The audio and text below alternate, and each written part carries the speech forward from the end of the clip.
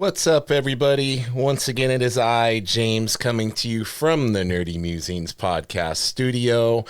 I'm honored to be the first podcast this gentleman has ever been on. I have the amazing artist and writer, Mr. John Mungiello, is on the podcast today. Your first one. How does it feel? Thanks, man. Yeah, it feels good. I was nervous all day, but ready to go. Awesome, man. Yeah, and like many of the people I have on, we connected over Instagram. Yeah, definitely a good platform for that. Yeah, it's such a now you probably noticed this too. Like, I don't know how, but I discover new amazing artists. I feel like every day it's recommending somebody I haven't seen. Yeah, same here. I know. I actually ran out of. I can't follow anybody anymore because I. Oh my goodness. I gotta I cut haven't it hit out. that point yet, but I'm probably getting close. It's the ADHD. Yeah. Well, and it's curating the feed, man, because I love having just Yeah, art and kittens and cats are all that shows up on my art that's awesome. Instagram. Yeah, My exactly. podcast Instagram, right? No, it's great. Yeah. Yeah, you gotta do that. Well, your work is awesome, bro. Like, you've been doing some really killer stuff. Thanks, And man. we're gonna get to all the projects and all the things you have cooking, but I always like to start out in the podcast with a new guest and discover a little bit of your experience in art, Yeah, when the love of it started developing, if it coincided with a love of comics and cartoons and all these type of things. So yep. let's go in the Wayback Machine together and Sounds good. fill me in on all of that. Yeah, definitely. I loved it since I can remember. To be honest with you, and it definitely came also with like love of movies and cartoons for sure. Batman Yeah, the animated series I grew up on. that's X-Men. a big one for a lot of people. Yeah. I actually remember my mom used to she would like when she went to work she would put little tape on the recorder, the VCR, so I knew how to tape it so that when I came back from school I could watch it when they had reruns and Oh, stuff. nice. Mom So it was was always a supporting special it thing for me. Yeah, she always supported my comics, so it's good. back in the VHS days. Yeah. Yeah, no, and When actually you, she no, I was just gonna say, when we couldn't just on demand watch it after the fact, because if you missed recording it, you missed it. exactly, yeah, and you can't miss an episode of Batman, so. Yeah. Yeah, that's one of those things that today's generation doesn't really know, like the trepidation we had if you accidentally, or you remember you would have it, like you get the VCR that could actually pre-program and schedule it to record, Yeah. and that was like Yeah. super high tech. Yeah, we didn't have And that. That's but then if somebody accidentally went in and messed it and like cleared it out, and you're like, oh no, I missed my show. Yeah, I know. Tape over it by accident. It's fun though. Yeah. It kind of made it like a big moment, you know? It felt very important all the time, which was cool. Yeah. Yeah, less overabundance, right? Yeah, it's funny, like sometimes because it's so easy to get stuff now, I feel like it almost makes it feel less special sometimes because you're not focused. You just move to the Yeah. next one and the next one. Looking for Um, that next dopamine hit. yeah, so I'm trying to get better at not doing. I do that with following artists. Like, Me where's too. that Me next too. dopamine hit? Me too. So it started young with the love of the cartoons, and when did comics kind of come into the picture? Yeah, so there was this awesome comic book shop in the mall by me in my town, because my town was just full of malls. So, my mom used to take me there on her day off sometimes, and I would just go through the bins. I didn't know who I was looking for or what I was looking for, but I would just speak. I would just whatever art clicked with me is what I would get. Okay. And I remember going in, and I remember seeing. I think it was the first cover for Preacher, actually. I Oh, should have been seeing it nice. at that age, probably. Yeah, a little But it darker really subject stuck. matter. Yeah, it stuck with me, and I never read it until I was older. But the Glenn Fabry covers were just like just incredible to me. Yeah. But the first comic book that I actually remember like looking through and being fascinated with was can't remember the issue number, but it was one of Erik Larsen's Sinister Six Spider-Man. Oh, there you go. His It was the amazing one with Spider-Man Doc run. Ock on the cover, and he was kind of like shouting "Die, die, Yep. die" at Spider-Man. I Yep. loved it. Yeah. I Yeah. still feel like I'm trying to to do that, I think. I always say this on here, and it's funny. We had West Coast Dave on our live stream the other day on the Bristol Bros live stream. Hmm.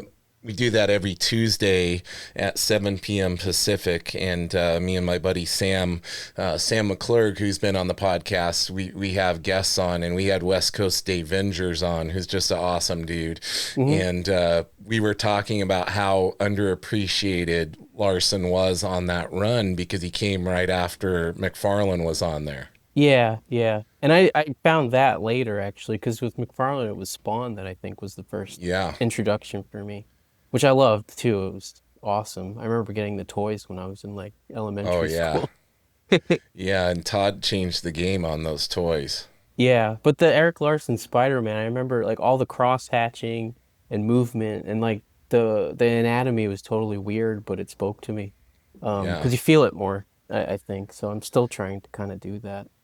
And Uh, probably now with the sensibilities you have and the understanding of all the predecessors, like his art looks that way because he's a huge Jack Kirby fan. exactly, yeah, which then I found that and so on and so Yeah. forth. And I feel like with Kirby, like the older I get, the more I like it, I'm actually. the same way. I did Yeah. not have, as an artist coming up and drawing and like looking at his stuff, it never appealed to me until later on. And Yeah, yeah. I think the more fundamentally sound you become as an artist, you realize just how difficult what he was doing actually is. Yeah, exactly. Because he like broke everything down to me to its like simplest form. Yeah. Uh, and it was so easy to read. And that's kind of what I've been trying to do now, like how to keep clarity of storytelling is number one, but with like detailing and all the patching that I love from the 90s and all that. Yeah, the 90s hatching is like Yeah, still in my blood. me too. The one were you ever a Dale Keown fan like on Pit? Did you ever look at his Pit or Hulk stuff? Not really. Actually, maybe the Hulk stuff. The Hulk covers, actually Hulk was the other one. I remember buying a ton of them from the Peter David run. It Yeah. was all the Gary Frank covers. I didn't know that's Oh who it yeah. was at the time, but looking back, I see it. They were so cool. Like this, the actually the drawing I did for Nick's Axe Wielder John was totally modeled after one of those covers without knowing. Nice. Yeah, the Keown was always somebody I looked at the way he did his hatching, and I still Yeah, do. Always such a slick rendering style, and it's funny because Gary Frank back then he wasn't as rendering heavy, no, yeah, but not at now all. he's kind of that guy too. Like the Yeah, stuff he's doing on Geiger yeah, it's really cool. for Ghost Machine's been pretty insane. Yeah, I like that a lot. The Batman stuff he did too with Jeff Johns. Oh yeah, Earth the One, I year think. one or whatever. Yeah, yeah, that was pretty cool too. I like that. Yeah. Yeah, super cool. And there's just no shortage of inspiration. So we Yeah. mentioned Larson and a few others. Like, who was it? Who all were you discovering the more you got into art and the more you Hmm. got into comics? Like, was it all those original like image guys, and then there some, because I feel like we go through an evolution as artists to where we look at it and it's like as a younger person we really get caught by the flashy style with the heavy rendering, but Yeah, then the more our sensibilities develop, then we start to appreciate like the Mike Mignolas and the people that are yeah, doing and that did come. minimalistic Yeah, but they're saying so much. yeah, exactly. Yeah, it's. I actually, yeah, I found him too. Probably in high school. I think I started reading Hellboy, and I loved that. Bought it from the same comic shop. And Nice. but actually, I after all that, I think it was Frank Miller was definitely huge, and then James O'Barr after that with The Crow. I love that so Oh much. yeah. Yeah. And I still feel like I'm trying to make that as well. But I remember reading the first graphic novel I think I ever read, actually. I remember it clearly. I worked at GameStop in high school, and I went to work and I bought the Yellow Bastard Oh yeah. book. I think it was book 4. And it was just so cool because the cover was minimal. It was just like the big eye and the face was Mm-hmm. um, and I sat down on the floor, and the manager at the time just let me read it instead of work. So I That's read the whole amazing. thing, and I wasn't very good at reading. So Yeah. I read the whole thing, and I was like, I need to do this. And I tried to do it, but I wasn't very good at it. And then yeah. So I just kept trying. So in that, what were you trying to do to improve your art? Were you doing a lot of copying and doodling Yeah, and that type of thing? yeah. I kind of was. So I always drew all the time when I was younger, and after Erik Larsen stuff, I would just if I saw a cartoon, I liked the story, I'd make my own version of it and write it and letter it and everything, and just Yeah. for fun. Um, and then as I got older and you get more self-conscious, I stopped doing that as much, and I was copying a lot, just drawing things for fun, and to get some people to talk to me in school or something Mm-hmm. like that. And then Yeah. I was kind of floundering a little bit, and then I read that and I read The Crow. I remember going into school and asking my teacher to like teach me how to do ink wash and all that kind of Oh, stuff. cool. But I still was kind of not doing my work. And I remember her telling me to go to the Met actually to see some art show that was up. And I really didn't want to do it, but I had to Mm-hmm. do it. So I went, and it was this artist called Max Ernst. He was a surrealist. I can't remember the dates, but Yeah. and it just blew me away. I thought it was so cool. And it had like, there was a comic sensibility to it. It was illustrated, bright colors, very intense emotions and everything. And then I got so fascinated with that I kind of just had my blinders on and I went for fine art. And that's what I Okay, studied you did the in fine school. arts approach. Yeah, yeah. And part of me regrets it, but part of me doesn't. So I Gotcha. went to art school. And one of the reasons I actually went to art school is because my dentist at the time apparently did the teeth for someone at Marvel that was an editor. I don't know who it was. Oh, wow. So I had all these like really crappy John Romita Jr. copies and things like that, and I applied. Obviously, I Nice. didn't get the job, but he's like, "You're pretty good, so go to art school." So that was kind of my focus. But I got Nice. super into painting, so I wanted to learn how to do that, and I went for fine art. Stuck it out. Um, but then senior year, I started reading comic books again, and I read Blankets from Craig Thompson and the Jeff Lemire stuff a little bit after that. And I think Batman and Robin was coming out, the Grant Morrison, Frank Quitely one, which was great Mm-hmm. and hit me pretty Great, hard. The great little stuff. rendering, I still like a lot. Oh, Um, yeah. And it's no and wonder you like Nick's stuff because yeah, it speaks heavily to me. Frank quietly Yeah, influenced. it's what I wish I could do, but I can't do because I can't stop myself from adding heavy black. Yeah. And I think that kind of it probably comes from the beginning of Frank Miller, the Sin City, and all that, True. and painting as well. It's all shadows and dark stuff and all the Renaissance paintings that I like. So trying Yeah. to kind of bring all that into it. So yeah, so I was studying that, reading those comics. I kind of wanted to do it again, and then I kind of just got sick of art school. I was just like, I need to. I finished it, but I was like, I need to do something where I'm actively helping people a little bit more. So Mm-hmm. when I got out of art school, I just worked at Borders, the bookstore. Met my Okay. wife there, actually. Nice. Yeah, so that was kind of good that it went that way. Yeah, Um, definitely. yeah. And then I decided I wanted to teach because I did it like in the summers, just helping out at this local art school that I used to go to. And I still work there a little bit in the summer. I just figured, wanted to help some kids So you're learn what I liked. teaching some fine art type of stuff? Yeah, so I can kind of do it my own way. So I really kind of mix the two now. Yeah. But yeah, so I The went and kids studied that. kids probably appreciate that if you're mixing it up. Yeah, They want some manga in there. yeah, definitely. And I always hated like in schools, everybody looked down on comics, and that's what I noticed in art school. Like I used to actually like hide my Batman and Robins when I was Yeah. reading them because I felt like I was gonna get made fun of in the fine art world, and I kind of but I loved it so much. But it was like my dirty secret that I read comic Right. books.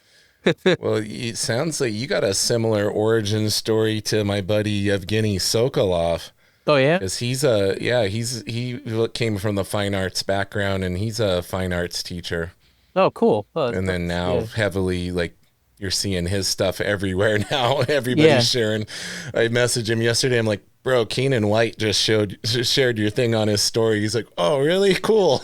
That's awesome. Yeah, yeah. I Yeah, gotta check I him. gotta Yeah.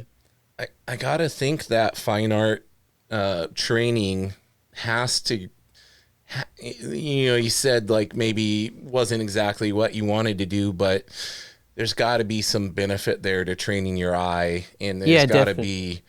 be from a fundamentals perspective, there has to be a Yeah. lot that can be gleaned there. Yeah, and I think it like the main reason I don't regret it is because I like where I'm at now. So if I did anything differently, then I wouldn't be Yep. here now. So that's the biggest reason. But the other one was I think it really makes you think about art conceptually and kind of break it down and think about why you're doing everything. And if you make this choice and you make a line this way or you add that shadow, it's going to change this feeling. If it changes the feeling, it changes the story, and so on. And it connects perfectly to comic books. I mean, it all comes Yeah. from there. So that worked really well. And I think just getting the discipline of like drawing all the time, doing things you don't necessarily want to do, even in the art world, um, and taking criticism, which Yeah, was a that's a lot. big one. Yeah. And now I don't even care. Yeah. So at what point did you start to kind of, so you said you got back into comics. Yeah. At what point did you start creating comics again and starting to go down that pathway, taking Yes, there that was like a a bit little of a more gap. seriously, right? Yeah. There was kind of like 2 points actually. So when I got out of school, art school, which was like I think 2010, uh, I was like and I was working at the bookstore. I was reading comics more and following even some of the continuity stuff, which I don't do often. Mm-hmm. I usually prefer like the indie world. But I think The Walking Dead was coming out and I was reading that. And I was like, I got to do this. So I sat down and I wrote a story, my first one, since I tried after I read the Frank Miller Sin City book. It Mm-hmm. was a little bit better. Um, but and I was working on it. I was making it, but it didn't really quite feel right. I was kind of just copying other people's styles. I was reading Matt Kint's work and Jeff Lemire's work a Oh, lot. nice. But I was mimicking it, I think, too much. Yeah. But the story was all right. And I finished about 3 issues of it. I put them all out on ComiXology when that just started. It was the only way I could do it at the Back time when that it I was knew. just Yeah, ComiXology and not, yeah, now you got to go to Amazon and yeah, yeah. exactly. Yeah. And I put them out. I think the only person that bought them was my sister-in-law and maybe like my friend. But I just stopped. I remember I was working on it a lot and like doing, hitting my own deadlines. Even the day I got married, I was working on one page like right before, Wow. and I had the ink on my hands, and it was That's great. dedication, man. Yeah.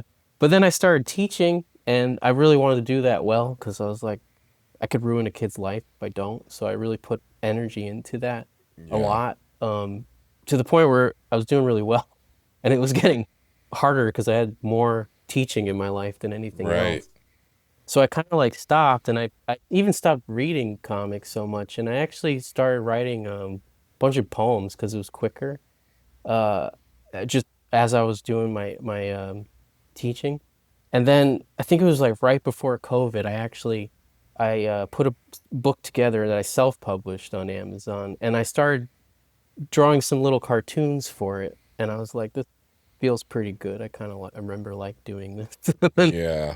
And then I think COVID hit. Uh, yeah, COVID hit, and then I stopped, and it gave me some time to actually think about the things that I like. Um, and then I just realized it was comic books. And during that time when I was teaching, I was trying to help a student. And oftentimes when we help someone else, we help ourselves probably, if you can listen. 100%. Yes. And she was asking me if like she wasn't sure what she wanted to do with the rest of her life and all those big questions that a high school kid has. I think I still have sometimes. Hmm. Um, and I said I was just like when you're doing something and you feel kind of time disappear and your heart starts racing a little bit more, I was like, that's probably the thing that you need to lean into a little bit and find a way to, make some money out of it so you can live. Or do something completely different and just make sure you keep doing it. And it clicked with her, but I don't know. Actually, I don't know if it clicked. It clicked with me. And when I said that, I Yeah. was like, I'm not taking my own advice. I'm a hypocrite, and I don't want to be that. Hmm. I need to start doing it. About 2 days later, I was just like, I'm doing it. That's it. That's I read, awesome. I think Gideon Falls from Jeff Lemire was coming out at the time, and I was like, I'm just gonna do it. Screw it. So I sat down and I wrote another story because I felt like I needed to do something new, and I just started drawing just a bunch of pinups like as I could. Even during class, I would sit down at the kids' table and just draw and talk, and I started realizing it was actually helping my teaching too, because they were seeing me doing something. Um, so I was doing that to practice. I started posting them online just to try to get some confidence there, and I saw people started kind of liking it. I kept going, and then I wrote the book. I rewrote the one that I wrote a while ago, which I'm still going to actually put out, but There you it'll look go. better now. And just kind of retraining my skills, I think, for comics, relearning perspective. Because it's like the one thing in fine art that they didn't really do much of was actually teaching those like fundamental skills of That's anatomy and interesting. Yeah. yeah, it was more like again conceptual stuff. Right. So I needed to get better at that, and I'm still trying to get better at that. But got good enough to be able to put pages together. And then, like I said, I posted the Axe Wielder John pinup that I did for Nick because I just liked the character design. I thought it was cool. And then he posted it, and then I got a bunch of people like started following me more, some more commissions. My confidence kind of went up a little bit more. Yeah.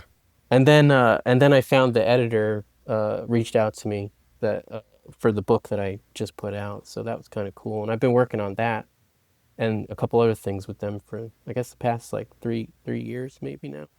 So that's been good. Awesome. Yeah. I look forward to chatting about those in a Yeah. moment. But for the meantime, I got to ask you, has the love of writing kind of always been connected to your creative process and your love of art?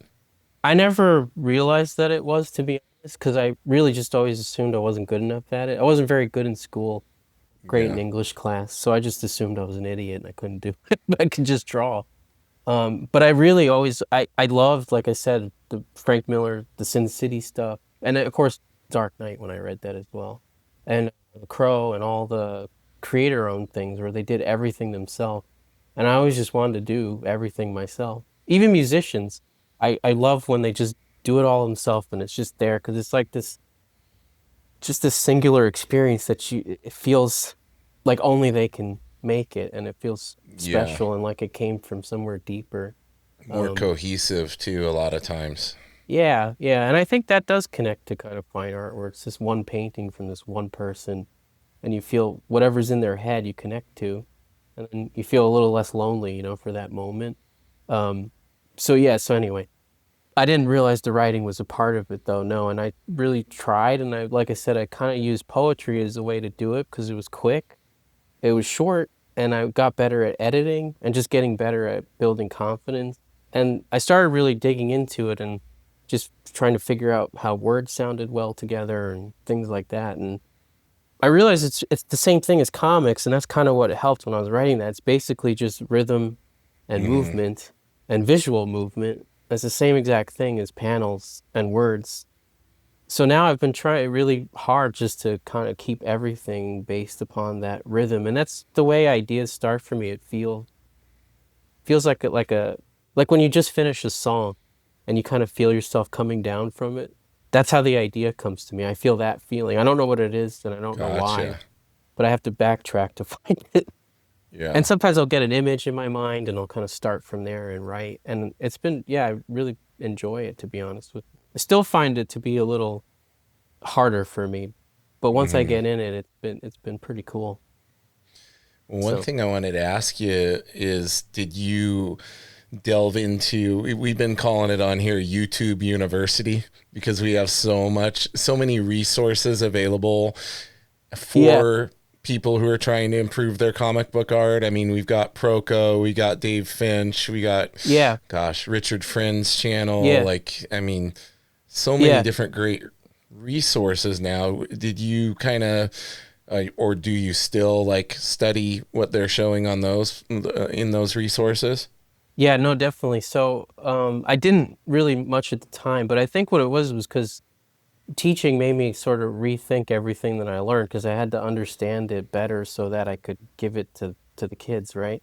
In a cohesive way. So I had to Yeah, really think about everything from the ground up and then building all those lessons that I did over the years, I think it just got me better. Then of course just drawing just all the time gets you better. yeah. But no, I was for writing, I was actually the writer George Saunders, he writes a bunch of short stories and stuff. Uh, and now he's doing novels. I'm actually gonna go see him in a week, which I'm Oh, very excited cool. about. Yeah, but he did just a lot of stuff on radio interviews, things like that, or just trying to read things. And he talked a lot about the craft and about doing it while balancing a work life because he worked at this other job at the time while he was writing. So I kind of was digging into that, and everything that he was talking about really helped get me on that right path. I think that was the only real writing thing that I actually studied, other than just reading, of course. But Yeah. the YouTube stuff, actually, I started getting more into it now. Okay. Because I didn't really know about Proko until like a year ago, I think. Oh, wow. And, so you got a lot of stuff to catch up on. Yeah, so I ended up spending way too much money and getting a bunch of courses. But it's cool. I've been doing them. I just did Emma Cubert's new class, actually. Oh, Emma's so that was awesome. a good one. Yeah. Yeah. And actually, that was something if I could do it again, I probably would have went to the Cuber school, but I didn't know about it in high school, so. That was my dream growing up. One of my students went there. He loved it. Yeah, my dream wasn't to physically go there, like move there, but my dream was to do the correspondence courses, but I couldn't afford them back then. Yeah. And this was way before online. Yeah. And so it was like hefty price, but you would get the VHS tapes and everything and be able to send your assignments back and get the, they would critique them and mail them back to you before email was prominent. Yeah, I always wanted to do that. I remember nowadays, I mean, they got the online version and everything else. Like, it's just, the world is so much more open to, being able to provide those resources to aspiring people. Yeah. I think it was during COVID too, when I was relearning everything. I feel like it kind of switched that way because it had to. Yeah. And that was one of the good things that came out of something pretty bad was having more access, I think, to things for cheaper prices. Yeah, that was good. And like you and many other creators that I've had on here, you had that chance to reflect and kind of pivot to different areas that you may not have otherwise if you got swept up in the momentum that is life, right? So exactly. That's a blessing in disguise right there as well. Yeah, sometimes you just got to hit the brakes, It's like really important. I feel like that a lot, even at my jobs and everything. I feel like the one thing we never do is stop and get rid of stuff. We keep adding, but we often need to remove for it to become clear again. Yeah. And I think that's why I like guys like Mignola and things like that, because that's what he does. It's like there's so much black, but there's so much that I understand. Yeah. Well, with Mignola, it just always blows me away. Just, it looks simple. Yeah. But it's what he leaves out that is very complicated. Like, it's not what he puts in, it's what he omits. Exactly. Actually, that's one of my high school teachers who I still have contact with. She was great. She was the one that told me to go to this show. I remember, I was a high school kid, so I was drawing everything and showing everything, whatever it was. Yeah. And she's like, sometimes you can leave something out and it leaves more to the imagination and actually you almost feel it more. Yeah. And she's right. So, and you can see that in movies. And I remember noticing even in high school, there was, what was it called? Master and Commander, Russell Crowe. There's that scene where they're like cutting the guy's arm off, but they don't show it. And you just hear it. And I remember really feeling it more than movies where you see, the sword go right through someone. Yeah, your brain is filling it in, right? Yeah, so I've been trying to do that, though it's hard because my style tends to have a lot in it. There's a lot in here. So. Yeah, I'm seeing a lot of Daniel Warren Johnson in your current work. Yeah, that's the thing. I need to stop looking at him because I just want to do it. I just want to be it. No, so actually thanks, man. Keep doing your own version of it. I'll keep doing that. Well, the movement stuff, it's funny because I used to draw a little more like that, and I kind of lost it a little bit with painting and stuff. But when I saw his work, I saw some of the old me in there, the little kid that was writing the stories. And it was fun. I've kind of refound it. But actually, he was another one. I remember I went to Comic-Con. I can't remember the year, but I didn't have any money. I couldn't really buy. But I saw him at the Felix booth, and he was doing these really great, tiny little drawings with a ton of detail in there. So I waited on the line, and I just wanted to show him my art, and I had a print of I want to do a power bomb. I drew something I wanted to give him. And he was super nice, and I was talking to him, and he looked through everything, and then I had a Batman sequential page that I did for fun based on Paul Pope's book of him. Okay. And then he's like, "How much do you want for it?" I was like, "Wait, you're gonna buy What? something for me?" Yeah. Like, Wow. I don't. I'm just this teacher. Like, don't you? Yeah. So he ended up. I didn't even know what to ask, so I just said like a number. Yeah. And he gave it to me, and he bought the page, and that was amazing. So then I was like, maybe I can do this if he likes what I did. You are probably one of a handful of individuals who could actually say that. That's crazy, dude. It made me feel really good. I never That forgot it. speaks volumes about your work. Yeah, thanks. And then I kind of keep it up with them a little bit when I can. I saw him at the last Comic-Con just to tell him that I finally did it. And the coolest part, I took a shot and I sent him the PDF of my book, and his wife responded back and said he would love to write a quote for you. And he did it. And having that on my book was pretty awesome. So Okay, feels now really that's good. that's a perfect segue. We got to talk about this book now. Okay, cool. Thanks, man. Give me the lowdown. Sure. Give me So the what do they call it? The elevator pitch? yeah, I'm not good at that, but here's Okay, actually okay. I have the book right here. Oh, so yeah, that's what hold it looks up. like. And that's Dan's quote. It's probably backward. Dude. Oh, it reads right. I could see it. That's Thanks. amazing. So yeah, so I was working. The book that I'm working on right now, called Crawler, is the first one that I wrote, and I was working on it. Signed the contract with Lev Gleason 3 years ago, I guess. I got about 30 pages like fully drawn, ready to go, and I'm gonna jump back into it soon. But then I got this idea. What was the movie? It's Violent. I watched Violent Night, that Santa Claus Oh, movie. yeah. And the movie was fine, but I remember seeing the one scene. It was very short, and you see him standing there with the big axe, and it was something in his past. And I was like, I want to read that book. So Yeah. I just drew like this silly picture, honestly, while I was on my prep period at work, There you go. of Santa Claus in this kind of Mad Max suit-ish thing, with like ornament grenades and weird things, and he was holding the Krampus head.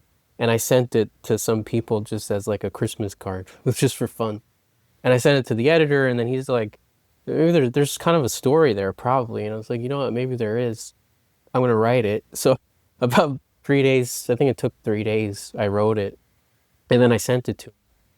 And they liked it, and he said we should like do something with it. Maybe let's do like a 30, 40 page one shot. So I was writing it to be short, and it just kept going and going and going, and then now it ended up being like 160 pages. Wow. It So it started was writing full itself, graphic huh? novel, yeah. And that's what I always wanted to do. I wanted to make my own stuff.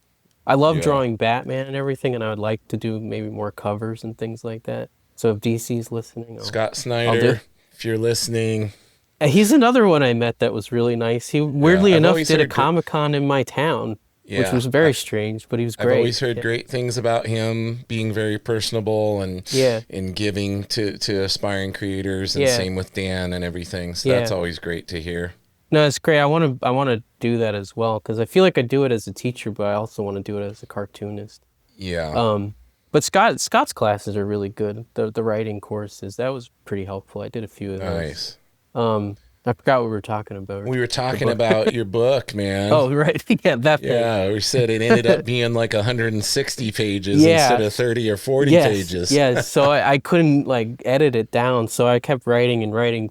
We fixed it up, and then they told me just to do it. So I put Crawler aside, because it's a lot longer. It's probably going to be like 300 pages. So Unless you do the same thing you did with Yeah. this one and it might keeps be writing 500 itself. pages. Yeah, I think the script's good. I hope it Okay. stays that way. But as I draw, I kind of like rewrite. So who knows? I might remove stuff or whatever, or add. But Yeah. so they said it was cool. So I started drawing it and worked on it. I worked on it. I ended up buying an iPad because it was a little easier to bring to work. And I would put it up on the board, and I would just draw, and then take a break and help the kids go back, draw so they could see it. And I was just working cool. on and it was really cool. Even the logo, actually, there was 2 students. They were watching me draw it in real time, and they were like, "Why don't you like put them closer together, or do the Oh, little so they ornamentation. So collaborated a little they've bit. helped. Yeah, it was really really cool and helpful for me to get a younger person's perspective because I'm Yeah. not the younger person anymore. I look like I'm 12, but I'm not. Still younger than me, buddy. Yeah, You're all good.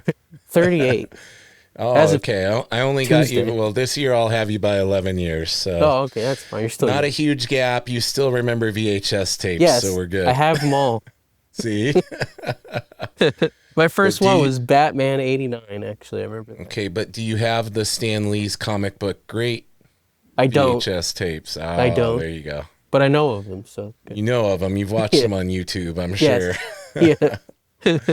So I started. It's Yeah. So I was drawing that, and then I kept going, and then inking and inking and inking, and then it was done. And I sent it in about a year ago. And it came this Black Friday, which felt okay, and really it good. was published then versus like a Kickstarter or anything like that? Yeah. So it was published by Lev Gleason, their Canadian company, and they their imprint is New Friday, where they do the indie stuff.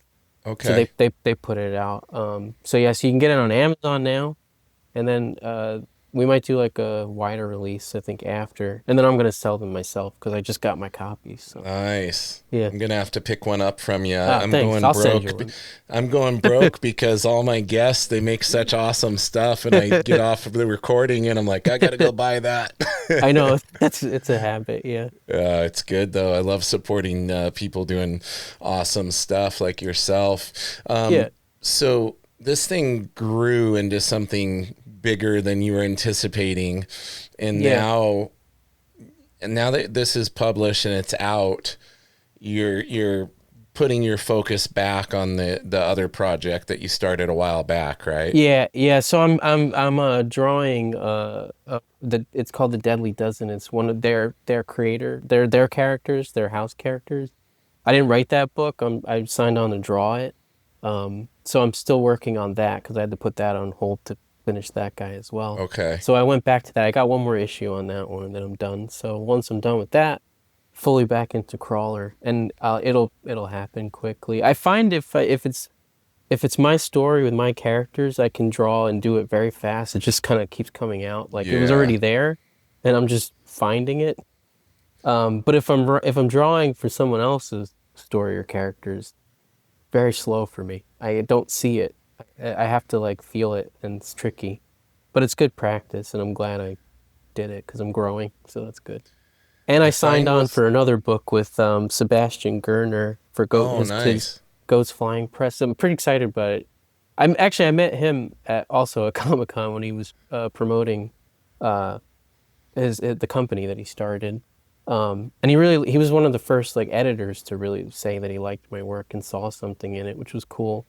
And he's like, "We'll work together one day." And I said, "I hope Nice. so," because I used to read so many of the books that he edited, The Punisher and Southern Bastards and all that stuff coming out. So we just kind of kept in touch throughout, and then I think it was this summer.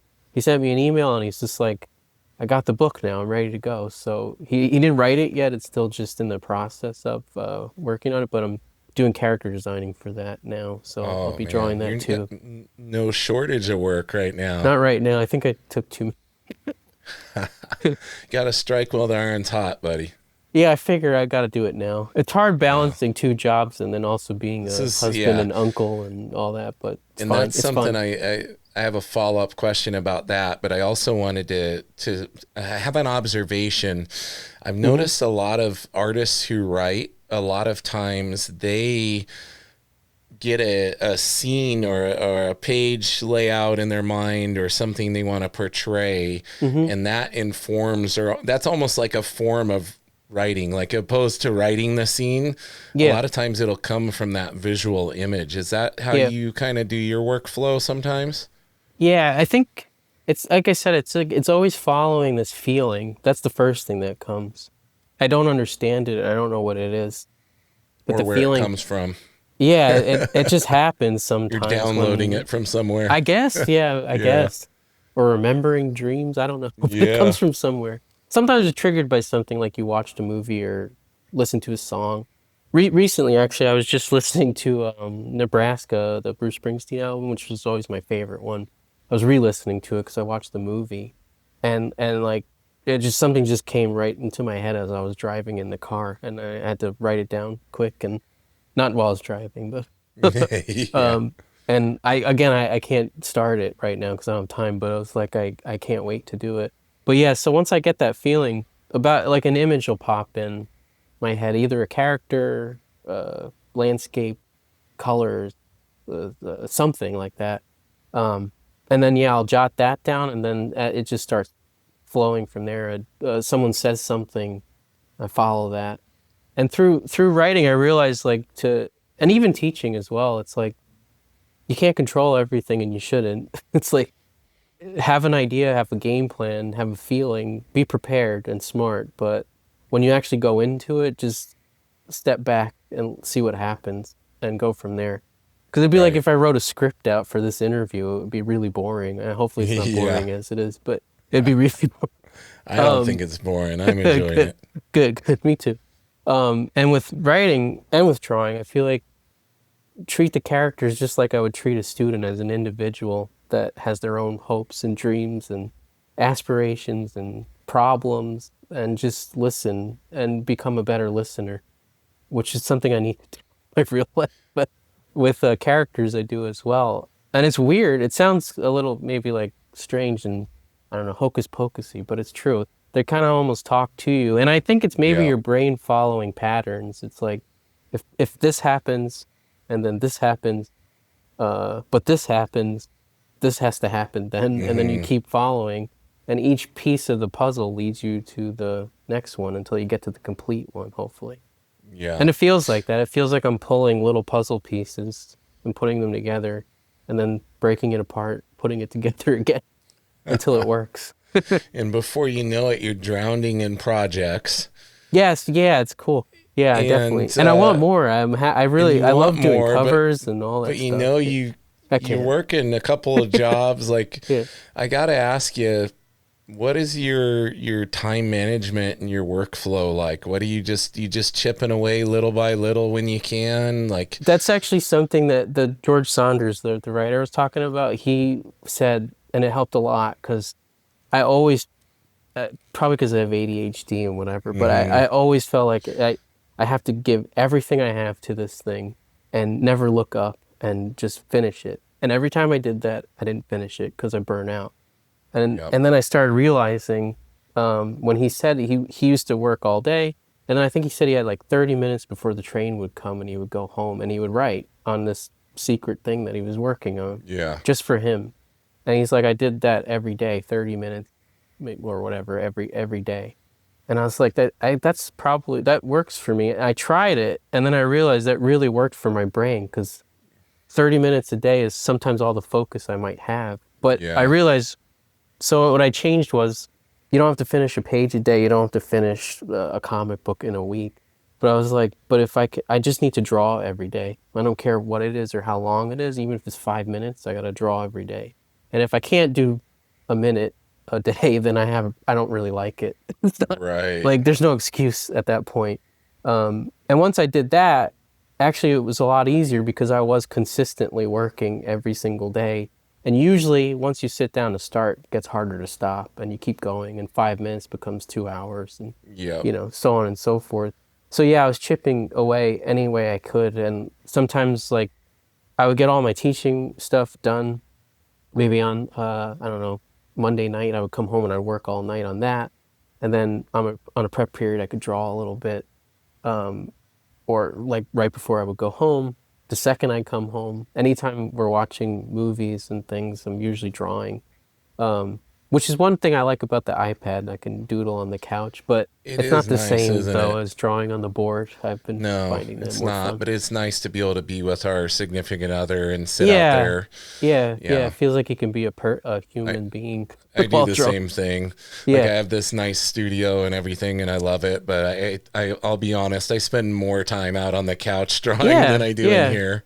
And whatever works, if the story comes out that way, who cares? Yeah. I've been recently, so I just bought, we live in a small apartment, so I just bought a desk, a small desk that my wife helped me clear out a corner, thankfully, and I put it there. So I'm still close to her. There you go. But and that's kind of like that's my happy place. Is just Yeah. drawing and being around her, and that's it. I'd be happy doing that every day. That's great. But I actually switched, so now I realize I'm faster when I'm on the boards. So I've been doing my layouts and stuff on the iPad, just rough ones. Okay. And then I'll print them out. Yeah. And then I jumped right to the paper. And You're doing the Dan Fraga tradigital method. I cut down maybe like 3 or 4 hours of a page. So I'm plus like going in and making changes and changing proportions and moving things around and all of that. Helpful. When you're doing your roughs, it's just so quick on the iPad. Yeah, it's really nice, and the references are there. But I don't know, I think because I had this feeling, the kids were talking to me about like AI and art and all that stuff, and I don't really pay any mind to it because I'm not going to use it for that, so it doesn't really matter. Yeah. But I was thinking if we're removing the humanity out of everything, including art, and just having something else do it, then I don't care if anyone reads it or if I'm slower. I want to put all of that back into it as much as I can. So that when they see something, they know that it was made by a person. There's no question of that, mistakes and all. And I like those mistakes usually. Those stripped down things are cooler. Yeah. So I bought some reference books like I used to in art school, and I piled them up in the corner over there, and it's great. It feels good. That's great, man. So I just started doing it last week, I guess. So I'm gonna keep going. And the other side perk of that is you will have more originals to sell to Daniel Warren Johnson. Exactly. That's true. Side benefit is actually having a physical original to sell. That is true. That's been cool too, like seeing people leaf through. I started doing some smaller local shows around the area. New Jersey's got some pretty good ones actually. Nice. And that's been awesome, just seeing people reacting to the artwork and then buying the book just because they really liked what they saw. So that's cool. And hopefully the story's good too. Because I always hated when the artwork was good, but the story was terrible. Right. It's got to be both. Well, as we start to get close to the end here, what projects, I mean, we've talked a little bit about them here and there, but what do you really want to make sure people are on the lookout for coming up? That you're in the process, like obviously we got to plug your book and get people. That's you the said big you one. Got your comps and all of that. So I'll be posting about that. I'm gonna do I'm gonna have 2 versions for sale for me. I'm gonna do signed and just a little remark in there for like I think like $40 with shipping included will be manageable. Nice. And then I was gonna do one with 6x8 so you could fit it in the book. Any character you want. Draw. Sweet. And I was going to do that for $60, so I think it's pretty good. Shipping included. So that'll be good to look out for. That's cheap, brother. I think so, yeah. I think it's cheap, yeah. But that's what I love about comics, too. It's like there's anybody can be a part of it. It's like the working man's art. Exactly. You can be a little kid saving up your lunch money like I did and buying a book. And you could be somebody that's got a lot of money and buying, Frank Quietly originals that I wish I could have, but I don't. I wish I was in that category. I got to pay off art school still, so. I only lucked out. The majority of the original art that I own are all Ryan Ottley Invincible pages. Oh, that's awesome, though. He's I was great. Getting those when, he was selling them for like $200 and $250 each. Yeah, see, that's amazing. But just that's what mine are going for now. So that's like just really because cool. I always loved his art, and I followed him from the point before he broke in all the way till when he broke in, and just so happened that it ended up being this crazy popular thing. Yeah, it's great. I got a couple of Matt ones and I got one Jeff Lemire one actually. I'm looking, and one Matt Lesniewski, who's awesome. Very cool. Yeah. God, I've had a great time with you today, John. Yeah, me too. Did you have fun on your first podcast? Yeah, I like talking. It's probably too much. No, it's great. I would hope that we can have you back on as some of these other projects get closer to coming out. Yeah, dude, I'd love to. Yeah, definitely. I'll give you updates on it. This one you can get on Amazon if that's easier for people. But I'll post more about stuff on my Instagram. Is kind of the main thing I use. I think they should buy them directly from you. I'll make more money, so that's fine Yeah, by I me. think I think that's what we're going to encourage. So, why don't you let everybody know all the different places or the main places they should be following you, so Sure. they can keep up to date on everything and where they'll be able to purchase your stuff. Yeah, so you can go. Instagram's the main one I use, so it's just my with J Mungiello, and then I have Facebook. I'll post to also. I think I have a thread. I don't even know. I think I You started are a before. fellow old guy if you're still on Yeah, Facebook. yeah, yeah. That's the main place right now. And Do then you have a website or anything? I've built like a Wix one that I don't update Okay, often. So, but there is gotchas. I do have a link to my email and everything, and I'm gonna try to Okay. start a newsletter soon now that the book's out. So, So okay. Instagram is the main place that Yeah, people should go for the most up-to-date content. yeah, I'd say so. Yeah, it's easier right now. Awesome. I love it. Well, John, thank you so much for being on with me today, man. Yeah, thank you too, man. It was really fun. Been a pleasure. Everybody go support John. Go look on his Instagram, see when that book is ready to come out, when you can buy it directly from him and get your remark or get your sketch. Everybody, thank you so much for tuning in. It's always a pleasure. Love having these guests on for you guys. Love it when you listen. If you're enjoying the podcast, I would like you to help me get it in front of more people's eyes and in their ears by liking, sharing, subscribing. That's just going to help that algorithm show it to more people. Liking it on YouTube is a great way to get it in front of more eyes. That would be greatly appreciated. And I'm reworking my Patreon. You can go there. It's kind of under construction, but that's patreon.com/Nerdy Mewzings. And in the meantime, everybody, keep it nerdy.